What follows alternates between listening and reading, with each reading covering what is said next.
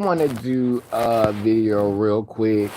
So I was having some thoughts as I was going to get me some medicinal herbs and a sip for this evening, just to kind of like decompress from the day. And before I get into the topic, I just, a lot of young people like to throw around this word narcissist. And I just want to say that I'm going to embrace being called a narcissist because quite a few of y'all feel comfortable with telling me that's what you think of me. And so I just want to go ahead and say, at least I'm not a billionaire narcissist. At least I'm not a narcissist who is responsible for a lot of y'all suffering. I'm not a narcissist who is lined up with institutions and religions that are responsible for your oppression, suppression, repression. Like, I'm a narcissist that don't mind going in the backyard and picking up dog shit if necessary. I'm a narcissist that's going to ask you what you need help with. How can I show up? How can I help you? How can I support you? So, yeah, I am self involved. I will own that. But I am not a narcissist that is responsible for that's aligning myself with institutions that's responsible for your suffering. How about that? So some of y'all, if I go through your feed and go through your followers list and see who you're following, um what we would figure out is that you're projecting because you subscribe to a whole bunch of narcissists. And so you subscribe to what you are. So some of y'all are projecting. But anyway, this video is I want to give like a really brief perspective about a few people that have been heavy on my mind since we've been having all of this stuff going on in the industry of certain people being blocked. A lot of y'all are unsubscribing to a lot of these social media icons, these celebrities, and Cardi B not having it with y'all. Cardi B is one of the ones that's battling back with y'all. Like she battled with Tasha K. And y'all should have knew who she was then because Cardi B gonna pop her shit, but not too much on her because she's gonna treat you all like the minions that you are. Her minions. Stay in your place, know your place. Like she had to get that nigga Tasha K together for millions. Tasha K use a field nigga. And I'm a house nigga and you need to know your place. You're not finna be disrespecting me like this. Because I'm the one who's in proximity to white women's tears. I can get up in the court and do white woman's tears, not you. My tears will be more valid than yours. It doesn't matter how many poles I done sung around. Doesn't matter how many dicks I've sucked. It doesn't matter if I'm talking about WAP. Doesn't matter if I'm talking about wet ass pussy. Doesn't matter if I'm talking about it's up and it's stuck. Do everything for clout. Press, press, press. All they want is press. It doesn't matter what my message is. When we get in that courtroom, I'm the one who is going to be giving you proximity to whiteness when we get in that courtroom. So not too much. All right, sis. But so basically, that's what that tea was about. Now, I get it with all of like I'm doing my breakdown of all the celebrities and I'm saying, okay, why are they so hungry? Because when you look at it, it's like a rag to riches thing. It's very much rags to riches is very much like coming to America and being an immigrant. First, when you get here to America, and I talked about this in a video before, when you get to America, it's yes.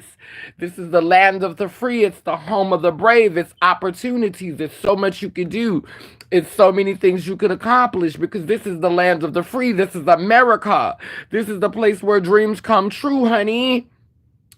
But then after you've been here for a while and you realize that it's not all you cracked up, all you thought it was cracked up to be. Some people be ready to go back home, and then some people just send money back home because that's always been their plan, was to hit it back home. And so I think that's how it is for a lot of these rags to riches tales, because Cardi B, it was rags to riches to her when she did Burdock Yellow. That's when she went and spent that money and got her teeth fixed, and then after that it was up. It was up for her. And I think for a lot of these artists, when they're coming in the game again, it's like being an immigrant. It's like when you first get that money, when you first get them cars, and you first get all of that stuff. And Will Smith talks about this all the time, about how he have money to buy anything that he want, and it still was a void that he couldn't feel. It's just some things money can buy, and that's the truth. It's just some things money can buy. And so I think once they get to that point of being really, really successful and making all that money, and having, they didn't had all these different designers, they didn't rode in all these cars, they didn't been on private jets, they didn't traveled, they didn't walk the red carpet, they didn't have personal designers to make things from them, they've been to the spa treatments. Like, once you've rode all the rides, once you've experienced damn near everything that you could experience as a wealthy person, it's like the downside about experiencing, like truly experiencing it, like having those resources to travel and see the world, and to be able to be in spaces that you couldn't access, or you didn't have the means to access when you didn't have the support, and to be able to provide things for your family that you couldn't provide for at one time. It grows you. So you come into the game, like Cardi B was, popping bottles, do anything for cloud.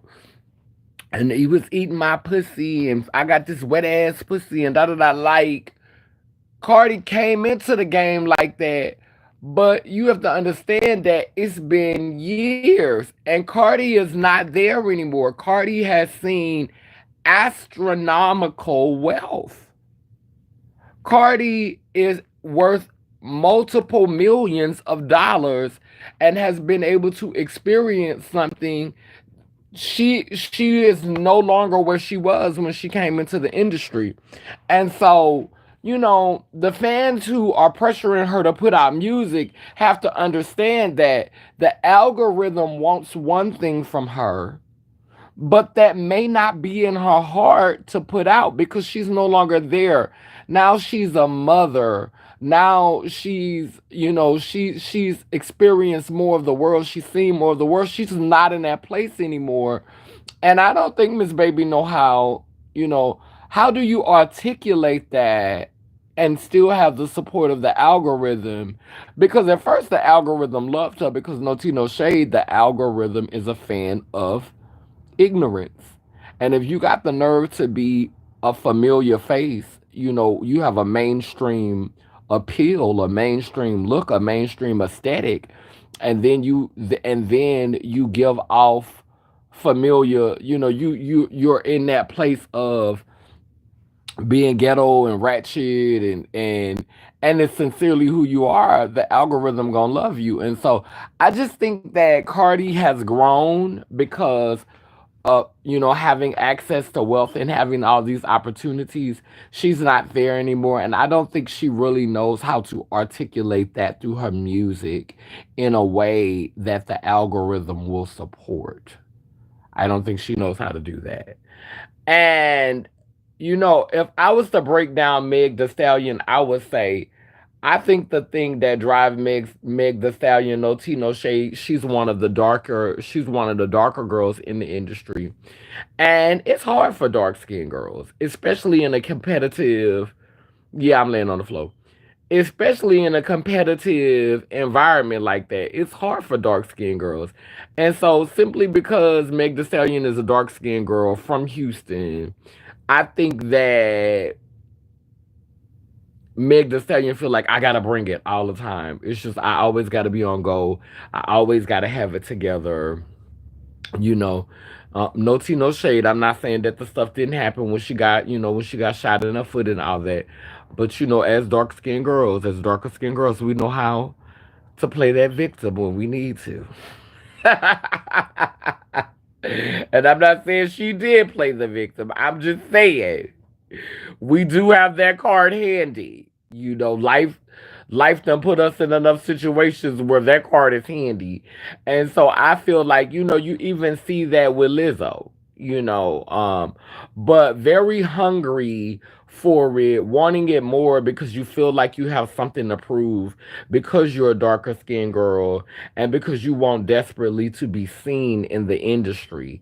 And so, having that rags to riches element in comprised, because sometimes you have grand experiences and you have experiences that put you in proximity towards wealth and access simply because of your skin complexion, if you know how to play the game, talk white people language, be quiet when you supposed to, play along. You can be light skinned and have some rich experiences simply because of how you look. Now, with darker skinned people, it requires a little bit more effort. You can't just be dark skinned and keep your mouth shut. You need to be dark skinned and you need to be doing a few extra things in order for the machine to really, really see it for you, like it would see it for you if you just had some Indian Remy naturally growing out your scalp and you was light skinned. You know what I'm saying? So we live in a nation where it's a little bit more required from you if you don't fit a certain aesthetic. And so I think that's why Meg is hungry. Meg is a big girl. Meg got big feet. She's a tall girl with big feet. You know what I'm saying? She's been, they say she looked like a man. People have made comments about her looking like a man. They've called her Meg Man the Stallion. They've called her and I mean stallion itself, the word stallion means man, where it's a male horse.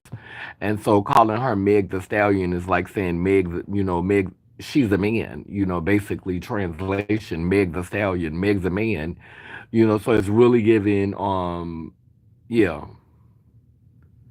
yeah.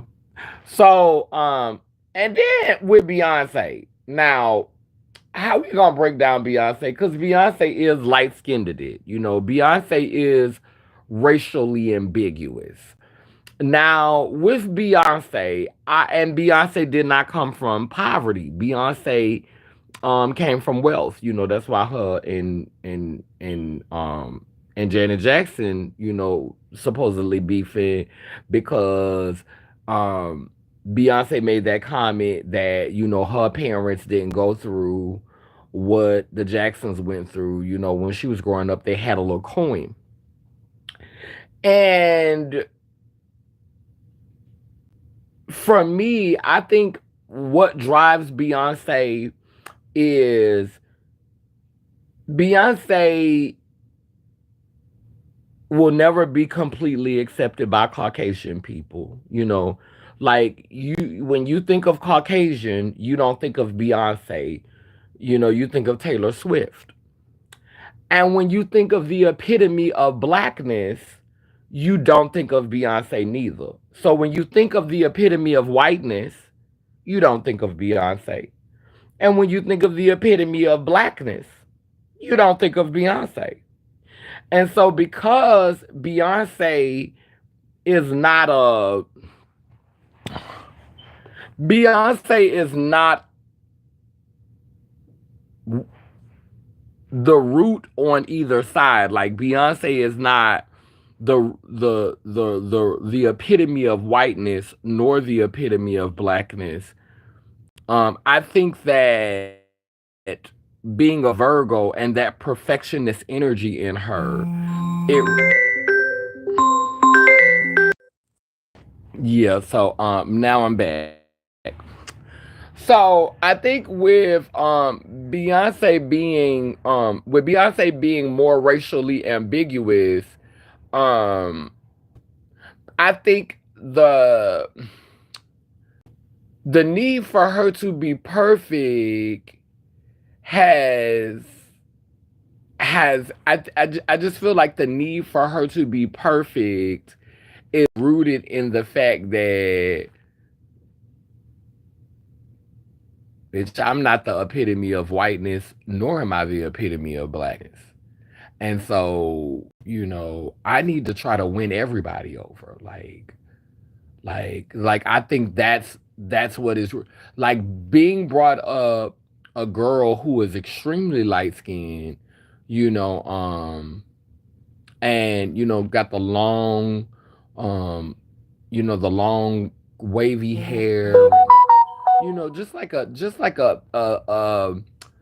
am just that ambiguous being. I think that is what has been the driving force for her to like stand out in her own way, to kind of like craft her own lane and give herself a legacy, like come through for the mulattoes, come through for the Creoles, like to just really, really just like craft a lane and just like put her flag in the sand and just do it. And with Rihanna, what I love about Rihanna is Rihanna, she came and she did a little boot scoot boogie for y'all. But it wasn't really so much so that I'm finna stay in this, shucking and jiving and dancing for y'all. I'm fixing to, align myself, and I'm fixing to, work a brand. I'm finna sell my brand. Like I'm not finna be, dancing for y'all for the rest of my life. And with Nicki Minaj, I think that being a mainstream artist, I think it kind of took a toll on Nicki's brain. And I think that Nicki has had to create alternate personalities in order to have the longevity that she's had in the rap game. I think that Nicki has had to create, all of these different characters like Roman and these other characters that she had. I think she's had to create them in order to last in the game and channel the same frequency for all these years. But I do think that it's been harmful to her because we've seen her publicly have breakdowns, and because it's a lot on her. It's a lot to be on that frequency. One thing that I'm not going to take from Nicki is I think that she's one of the greatest female rappers to ever do it. I will not take that from her. Her storytelling doesn't always move me, but her flow, her articulation, and um how she expresses what she's feeling. I mean, I think that she's one of the best to ever do it. Like there's like the skill, it's the skill for me. It's the skill, it's the articulation, it's the passion. I don't always feel like she be saying something. I don't always feel like what she's saying is really moving or even that important. I don't even know if I always feel empowered by what she's saying. But I do believe that, and I think this is why the industry is so fickle, and this is why people are constantly making demands of these artists to give them something, give us something new. What you did was old, it's dated. And the reason why it's dated is because it's not timeless. Like the messages aren't timeless. Like and we have to be careful about jumping on the algorithm bandwagon. Like jumping on the algorithm's bandwagon. Like not really wanting art that is sustainable, not really wanting art that that is timeless. Not really wanting art that could stand the test of time, but just give me something now. Give me something I could bop to. Give me something I could put on while I'm driving. Give me something I could put on while I'm cleaning my house. Give me something I could put on while I'm having sex or while I'm out at the club. Not really necessarily something that I could listen to to act as therapy for me, like when I'm dealing with some type of crisis or when I'm going through something, or and like literally, if I was going through a crisis this year and I was going through a crisis 10 years from now, I could still relate to this because that is how timeless this piece is. That's the lyrics that you have crafted together are something that I could use as a therapeutic tool 5-10 years from now. And so we have to be careful with, like, we are a part of the problem when we push these artists to pump out music just for something, just to have something, just to have a bop. Meaningless, just constantly pumping out meaningless music, treating it like it's at a fast food restaurant, treating the music like it's fast food. Hurry up with my order. Like, we have to be careful about creating a demand around art like that, because that's showing that we don't want anything we could value. We don't want anything we could treasure. We don't want a record that we could, or a record, a CD, or an album, or an EP that we could listen to with our grandkids, or our children, our grandchildren. We don't want something that we can pop on at the barbecue and everybody could listen to, or if it's a family reunion, we could put this on and everybody be vibing. Like that's not the frequency we on now. We just want something we could turn up to. You feel me? And so, like, creating a demand for the art like that is really tainting the soul of the art. It's really corrupting the soul of the art. And a lot of artists, like, y'all mad at these artists and y'all blocking these artists and y'all not messing with these artists, but a lot of y'all have created this, have helped to create this current, have helped to create this energy. You supported it by having this demand for your artist to put out music that is soulless, music that's empty, music that's pointless, music that is just for the moment, music that is merely entertainment. This artificial art is AA, not AI, AA, artificial art for your momentary instant gratification. Have to be careful about that. So, I don't want to belabor this topic. Like, I'm not about to talk about this forever because this is really not my forte. I'll leave this to the bloggers who eating off of y'all. But I just wanted to come on here, and this is why, certain artists, they leave the scene. We be like, oh, where are they now? What happened to their career? Unsung. Bitch, they're not unsung. Now, some of them, they do, spiral and go through addiction, and because the industry, the machine, beaten, damaged them so badly. But some of them, honey, they come and peek behind the curtain and they be like, oh no, the Wiz really wasn't so wonderful after all. Bitch, y'all have this. Have this. I'm not, nah, I'm good. Like, a lot of artists who we look at as failed and they was one hit wonders and they was flops. Bitch, they came through, bitch, they looked behind the curtain and they was like, oh no, fuck that shit. Bitch, I don't owe y'all this. Bitch, I'm not finna be tap dancing for y'all all the time. Bitch, I'm good. Bitch, I'm gonna take my royalties from this song. I'm gonna take my royalties from this hit. And honey, I'm gonna fade into the background. Like Homer be fading into them bushes. Bitch, I'm gonna fade into the background, bitch. Talking about unsung. Talking about one hit wonder. Talking about a flop. Talking about Everybody don't want their career to last forever because in their a mainstream career to last forever. Everybody doesn't want to be at the top of the hill in the mainstream forever because what does that entail? I'm looking at Lil Nas X right now, and I know that this video, I was focusing on females, but I want to touch on Lil Nas before I close out because I've been talking for a minute.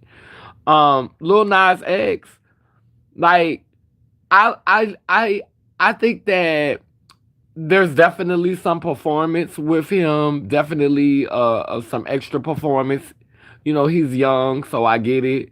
But at the same time, I think that Lil Nas is getting tired of the gimmicks.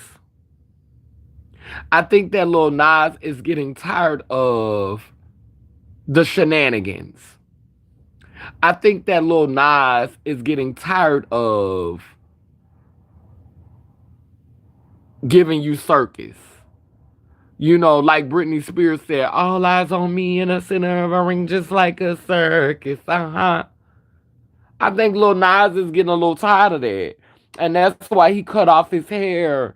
And he really, really going through like this laid back period, because he just, he don't want to have to do all of that, all of them shenanigans, all of just, and a lot of this is to grab little children's attention because we love pandering to the little children, and they want to rebel and they want to sing empty meaningless lyrics, and they want to be able to talk about stuff that they don't have no to say words they don't have no business having in their mouth, and they not really mature enough to understand the full meaning of these words that they're using. And so the industry panders towards the youth, which is why Nicki Minaj is almost 50 years old and still talking about Barbie this and Barbie that.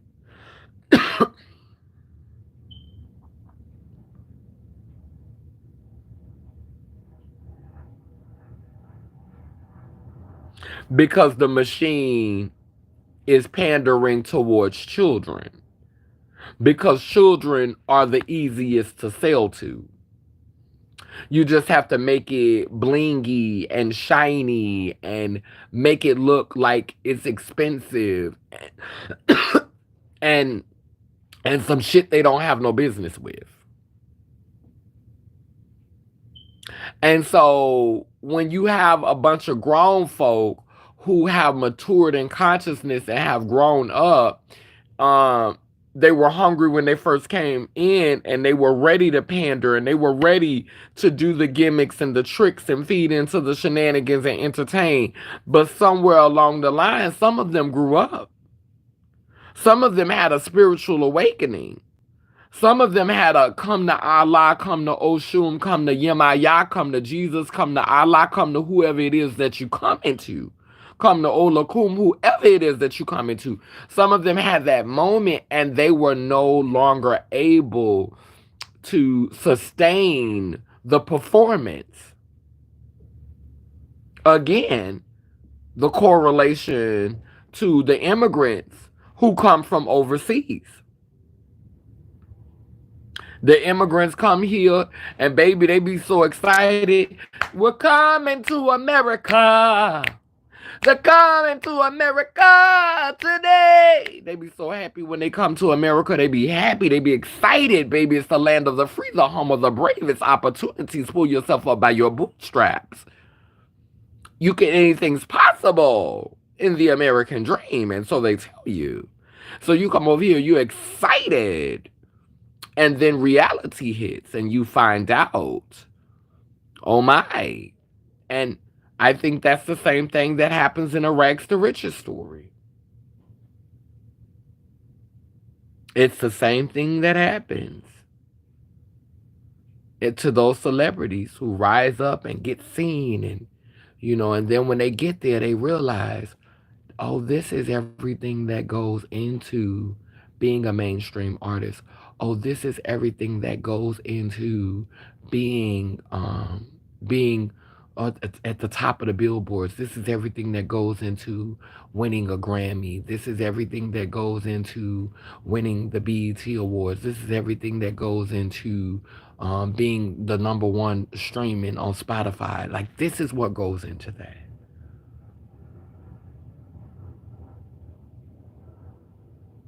I've got to bamboozle people. And then they say, oh no, I can't do it. And so I think we're seeing it, it breaks some people mentally, emotionally. We're seeing some people just fade into the background. So don't ever feel bad for a one-hit wonder